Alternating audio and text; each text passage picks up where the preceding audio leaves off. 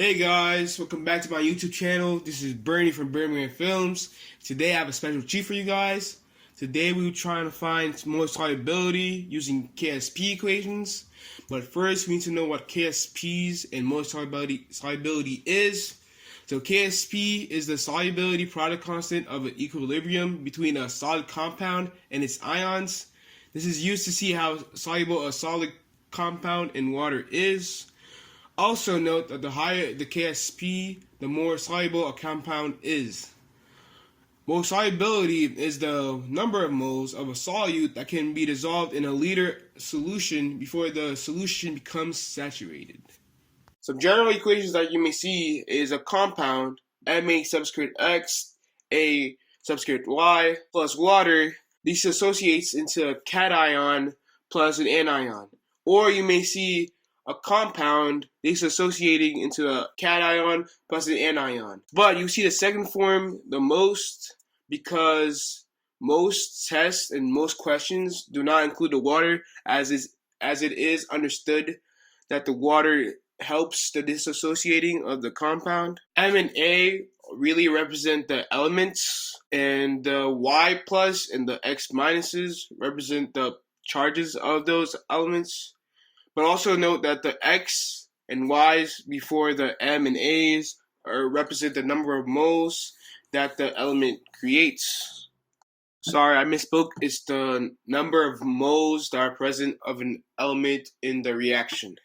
You can also set up an ice table for the equilibrium reaction of the KSP. But as you know, in ice tables, solids and liquids do not change the equilibrium, only aqueous things do, as shown with the cation and the anion. But however, note that the changes are proportional and it's not always a 1-to-1 ratio. Also set up a general KSP equation where KSP equals the concentration of the cation raised to the X power times the concentration of the anion raised to the Y power. Exponents of X and Y represent the number of moles that the cation and anion respectively have in the reaction. General equation becomes KSP equals M, which is the cation, times A, which is the anion, raised to the X plus Y power due to the law of exponents, which can be useful to solve for the KSP.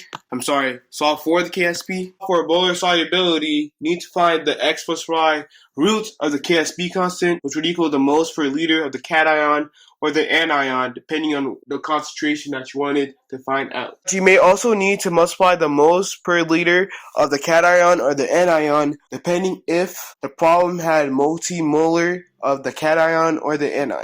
Now we know how to set up a KSP equation and solve for molar solubility. Let's try this problem. So the problem says 3 saturated solution, X, Y, and Z, are prepared at 25 degrees Celsius.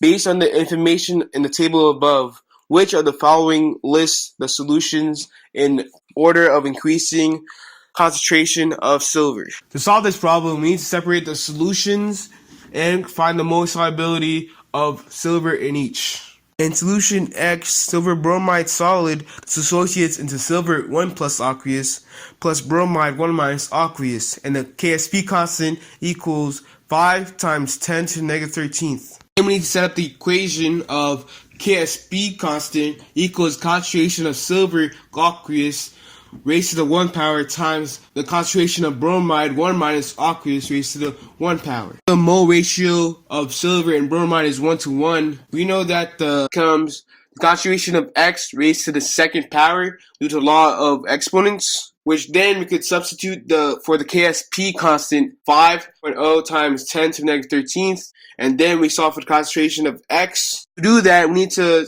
square root of 5 times 10 to the negative 13th, then equal 7 times 10 to the negative 7 moles per liter of Ag. You can then follow the same process as we did in solution X to solve for the moles per liter of silver 1 plus in solution Y and Z. At the moles per liter of silver 1 plus in solution Y equals 1.3 times 10 to the negative 5. It would be 9.1 times 10 to the negative 9. We can now finally answer the question. We know that solution Z has the least amount, followed by solution X, which is greater, and solution Y, which is greatest. And out of all the choices in question 39, we see that letter D has the correct answer. I'd like to thank you guys for watching. I hope now you can solve for Molar solubility using KSP equations. Make sure you drop a like on this video, comment, and finally subscribe. And I appreciate all you guys for sticking around. Peace.